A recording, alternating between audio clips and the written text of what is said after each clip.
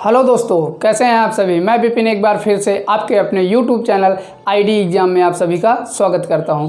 तो दोस्तों, आज मैं आपके लिए लेकर के आया हूं मेंसुरेशन की श्रृंखला में समबाहु त्रिभुज, और इसके पहले हम आयत और वर्ग पे चर्चा कर चुके हैं। तो चलिए बिना टाइम गंवाते हुए शुरू करते हैं। अगर आप मेरे चैनल में नए हैं तो चैनल को सब्सक्राइब करें और बेल आइकन को दबाएँ। तो चलिए शुरू करते हैं आज का वीडियो। आज हम पढ़ेंगे समबाहु त्रिभुज।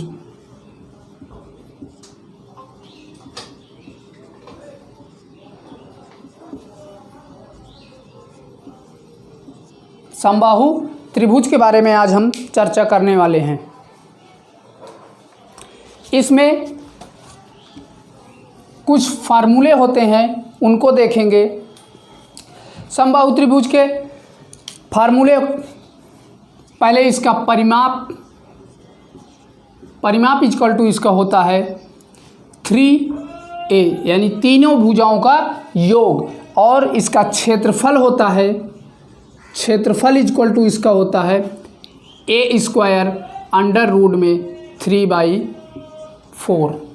और इसका ऊंचाई से एक, अगर इसमें आपको भुजाएं दे दे और बोल दे कि इसकी ऊंचाई बताइए, तो इसकी ऊंचाई का फार्मूला दोस्तों होता है a अंडर रूट में 3/2। ये ऊंचाई का फार्मूला इसके होता है। तो ये तीन फार्मूलों से दोस्तों समबाहु त्रिभुज और समद्विबाहु त्रिभुज के जितने भी क्वेश्चन होंगे तो हो जाएंगे। तो चलिए शुरू करते हैं, आज के इसके क्वेश्चनों पे डिस्कस करेंगे।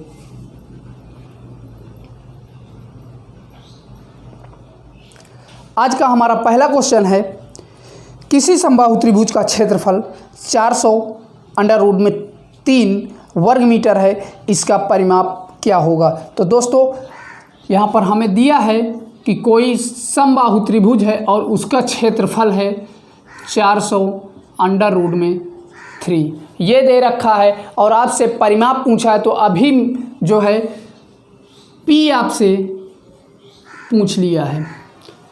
तो दोस्तों यहाँ से हम क्या करेंगे, क्षेत्रफल का फार्मूला लगाएंगे। क्षेत्रफल इक्वल टू क्या होता है, समबाहु त्रिभुज का क्षेत्रफल equal to a² under root में 3/4। यही तो अभी मैंने आपको बताया। तो इसमें मान रख दीजिए, क्षेत्रफल हमारा कितना दिया है 400 और अंडर रूट में 3 दे रखा है, और यहाँ से फार्मूला ये होता ही है आपका। तो यहाँ से अंडर रूट 3 से अंडर रूट 3 कैंसिल हो जाएगा, और ये 4 का इधर मल्टीप्लाई करवाएंगे तो कितना हो जाएगा, 1600 हो जाएगा, और ये इक्वल टू a² के। अब ये a² यानी 1600 का अंडर रूट निकालेंगे तो कितना आएगा दोस्तों, यहाँ से a बराबर 40 आ जाएगा। आपसे परिमाप पूछा है, तो परिमाप का फार्मूला क्या होता है, p इक्वल टू 3a, तीनों भुजाओं का योग। तो यहाँ से 3 और a का मान अभी हमने निकाला ही है 40, तो यहाँ पर 40 रख देंगे तो कितना आ जाएगा, 120। तो इस प्रश्न का आंसर दोस्तों 120 हो जाएगा। तो मुझे उम्मीद है कि ये क्वेश्चन आपके समझ में आ गया होगा। चलिए बढ़ते हैं अगले क्वेश्चन की तरफ।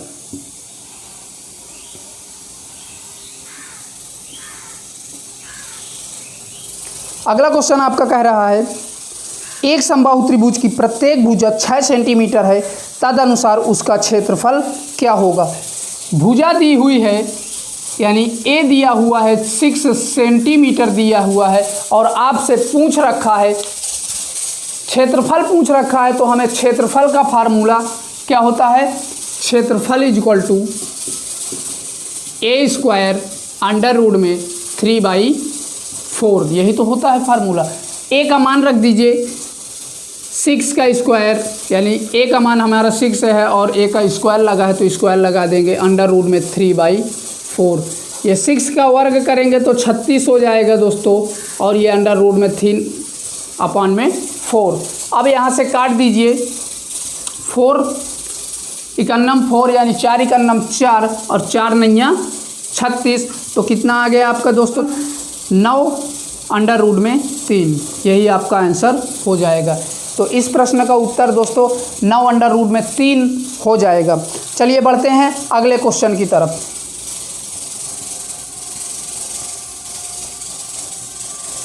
अगला क्वेश्चन हमारा कह रहा है किसी समबाहु त्रिभुज का क्षेत्रफल 4√3 सेंटीमीटर वर्ग है, त्रिभुज की प्रत्येक भुजा बताइए। बोला है कि क्षेत्रफल जो है आपका 4√3 है, तो इसकी प्रत्येक भुजा पूछा है, यानी ए का मान पूछा है।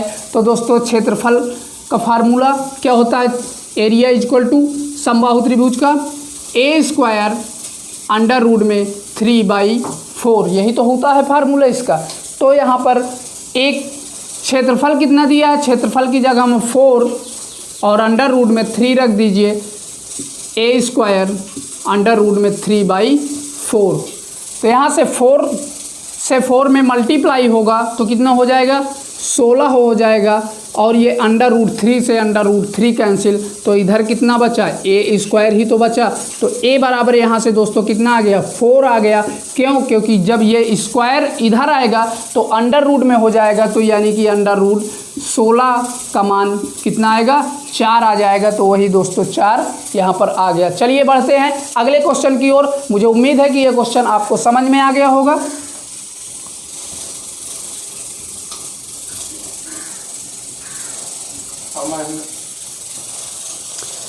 अगला क्वेश्चन बोल रहा है एक समद्विबाहु त्रिभुज की दो भुजाओं की लंबाई क्रमशः 15 और 22 है, तदनुसार उस त्रिभुज का परिमाप कितना होगा। समद्विबाहु त्रिभुज बोला है इसमें दोस्तों, तो ये एक कोई आपका त्रिभुज है।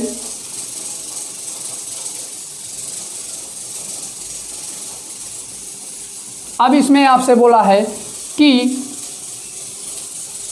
15 और 22 हैं, तो एक बार हम क्या करेंगे, अभी ये तो कंफर्म नहीं है दोस्तों इस प्रश्न में कि दो भुजाएं इसमें बराबर होती हैं, तो दो भुजाओं में 15 हैं कि 22 हैं।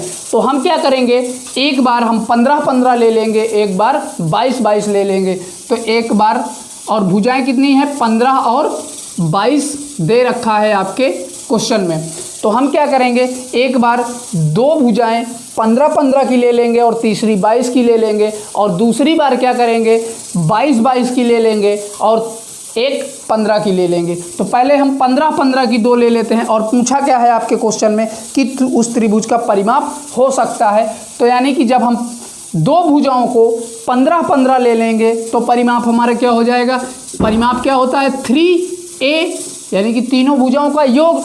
तो जब हम दो भुजाएं 15 के ले लेंगे तो यानी 15 + 15, और तीसरी भुजा ये 22 ले लेंगे तो कितना हो जाएगा, ऐड कर दीजिए, 5 × 5 = 10, 2 = 12, और ये 2 × 1 = 3, 1 = 4, 52 आ गया। यानी कि जब हम 15 की भुजाएं ले रहे हैं तो हमारा आंसर 52 आता है। और दूसरी बार जब हम इसी भुजा को एक बार हमने 15 माना। अब समद्विबाहु त्रिभुज में क्या होता है दोस्तों कि दो भुजाएं बराबर होती हैं, और ये 22 ले लिए थे, और एक भुजा असमान होती है, तो ये दो भुजाएं बराबर हो गई, एक अधिक कम या ज़्यादा हो सकती है। अब एक बार हम क्या करेंगे, इस जो 15 माने थे, अब हम 22 मान लेंगे और इसको हम 15 मान लेंगे। तो अब यहाँ से हमारा परिमाप क्या हो जाएगा, दूसरी बार जब हम 22 ले रहे हैं तो 22 + 22, और तीसरी भुजा आपकी हम 15 ले रहे हैं। तो यहाँ से ऐड कर दीजिए, 5 × 2 = 7, 2 = 9, और ये 2 × 2 = 4, 1 = 5, 59 आ जाएगा। तो दोस्तों इस प्रश्न का उत्तर 52 या 59 हो जाएगा। तो मुझे उम्मीद है कि ये क्वेश्चन आपके समझ में आया होगा, और ये क्वेश्चन बहुत ही इंपॉर्टेंट है, कई बार एग्जाम में पूछा है, और कोई ज़रूरी नहीं कि यही नंबर दे करके आ जाए, हो सकता है प्रश्न की भाषा यही रहे और आपको संख्या कुछ और दे दे। तो चलिए बढ़ते हैं अगले क्वेश्चन की तरफ।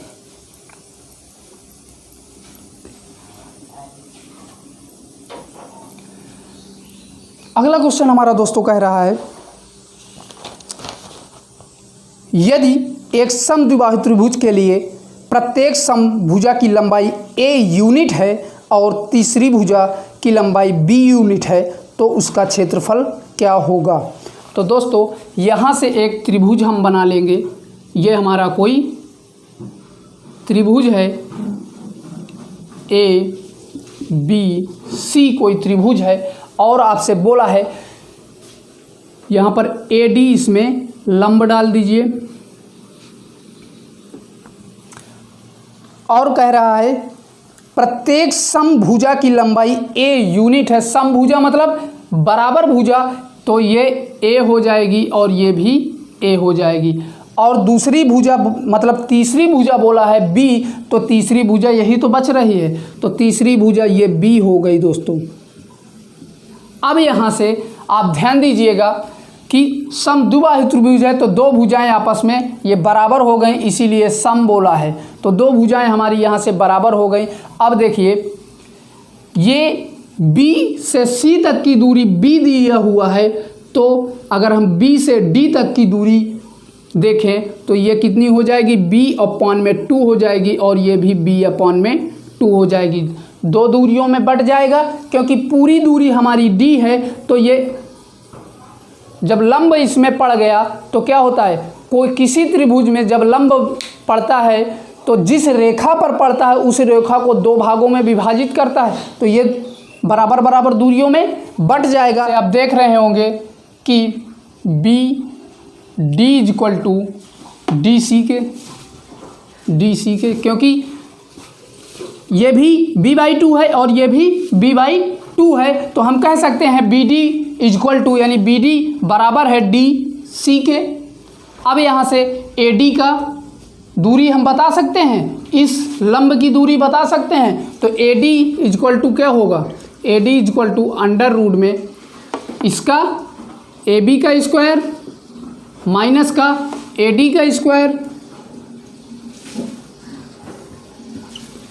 तो दोस्तों यहाँ पर अंडर रूट में ए बी का कितना दिया हुआ है मान, a दिया हुआ है तो ये a स्क्वायर हो जाएगा और ये माइनस का, और a और d का मान कितना है b/2, तो ये लिखेंगे b/2 का होल स्क्वायर। अब यहाँ से दोस्तों क्या आ जाएगा, आप सॉल्व करेंगे तो ये कितना हो जाएगा, 4a² माइनस का b²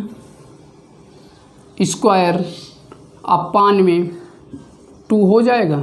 जब इसको आप सॉल्व करेंगे पूरा तो 4a² माइनस का b² आ जाएगा। अब यहाँ से आप किसका क्षेत्रफल आपसे पूछा है तो क्षेत्रफल का फार्मूला लगा दीजिए। क्षेत्रफल इक्वल टू क्या होता है, a/2। अब पूरे का क्षेत्रफल की बात है तो यहाँ से a/2 BC इंटू AD। तो ये कहाँ से आया फार्मूला, आधार इंटू ऊंचाई, यानी कि आधार BC, अब पूरे का क्षेत्रफल की बात किया है तो यहाँ से 1/2 और BC कितना B दिया हुआ है तो ये B हो गया, आधार इंटू ऊंचाई, और ऊंचाई कितनी है आपने AD की दूरी है, आपने A ही और D की दूरी ही तो निकाला, तो AD की दूरी कितनी आ गई, अंडर रूट में 4a² माइनस का b²/2। तो इसको आप क्या लिख सकते हैं, ये आपका हो जाएगा b/4 अंडर रूट में 4a² माइनस का b² हो जाएगा। तो यही आपका दोस्तों आंसर हो जाएगा, b/4 अंडर रूट में 4a² माइनस का b², यही आपका आंसर हो जाएगा। तो मुझे उम्मीद है कि ये वीडियो आपको पसंद आया होगा।